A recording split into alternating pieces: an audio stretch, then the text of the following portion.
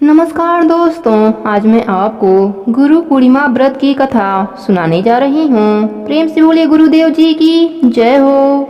आषाढ़ मास की पूर्णिमा को गुरु पूर्णिमा या व्यास पूर्णिमा कहते हैं। प्राचीन काल में विद्यार्थी गुरुकुलों में शिक्षा प्राप्त करने जाते थे। छात्र इस दिन श्रद्धा भाव से प्रेरित अपने गुरु का पूजन करके अपनी शक्ति के अनुसार दक्षिणा देकर गुरु जी को प्रसन्न करते थे। इस दिन पूजा से निवृत्त होकर अपने गुरु के पास जाकर वस्त्र, फल, फूल व माला अर्पण करके उन्हें प्रसन्न करना चाहिए। गुरु का आशीर्वाद ही कल्याणकारी और ज्ञानवर्धन होता है। चारों वेदों के आख्यान व्यास ऋषि थे। हमें वेदों का ज्ञान देने वाले व्यास जी हैं, इसलिए वे हमारे आदि गुरु हुए। उनकी स्मृति को ताजा रखने के लिए हमें अपने अपने गुरुओं को व्यास जी का ही अंश मानकर उनकी पूजा करनी चाहिए। गुरु पूर्णिमा की प्राचीन कथा के अनुसार ऋषि जन के पूछने पर सूत जी कहते हैं, एक समय की बात है, महान तेजस्वी मुनिवर प्रसाद जी तीर्थ यात्रा कर रहे थे। घूमते हुए वे यमुना के पावन तट पर पहुँचे। देवयोग से वहां उन्होंने एक अति सुंदर मनमोहक नेत्र वाली कन्या को देखा।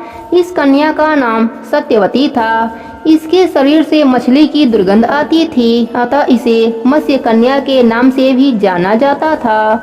उस कन्या को देखकर मुनि के मन में प्रबल वासना जाग उठी। तब मुनि पराशर ने अपने मन के भाव को उस कन्या के समक्ष रखा। तब वह सुंदर कन्या मुनि से कहने लगी, हे ऋषिवर, आपका उत्तम कुल है। मेरे शरीर से तो मछली की दुर्गंध निकलती है। मुझे देखकर आपके मन में यह उत्सित भाव कैसे उत्पन्न हो गया? मत्स्य कन्या के इस प्रकार के वचन को सुनकर पराशर जी ने अपने तपोबल से उसे कस्तूरी की गंध वाली बना दिया और उसका सुगंध 4 कोस तक फैल गई। तब मुनि से वह कन्या कहने लगी, हे मुनिवर, यह जन समाज देख रहा है तथा उस तट पर मेरे पिताजी भी हैं। तब पराशर जी ने अपने पुण्य के प्रभाव से कोहरा उत्पन्न कर दिया। तब सत्यवती ने कहा, हे गुरुवर, मैं कुंवारी कन्या हूँ। यदि गर्भवती हो गई तो पिता से क्या कहूँगी? पराशर जी ने कहा, हे प्रिय, मेरा प्रिय कार्य करने पर भी तुम कन्या ही रहोगी।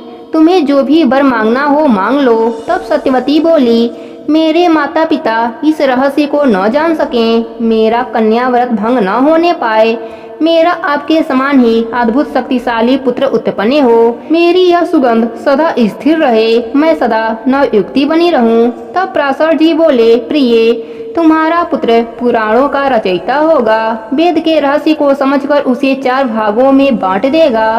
तीनों लोकों में उसकी प्रतिष्ठा होगी। तब सत्यवती मान गई।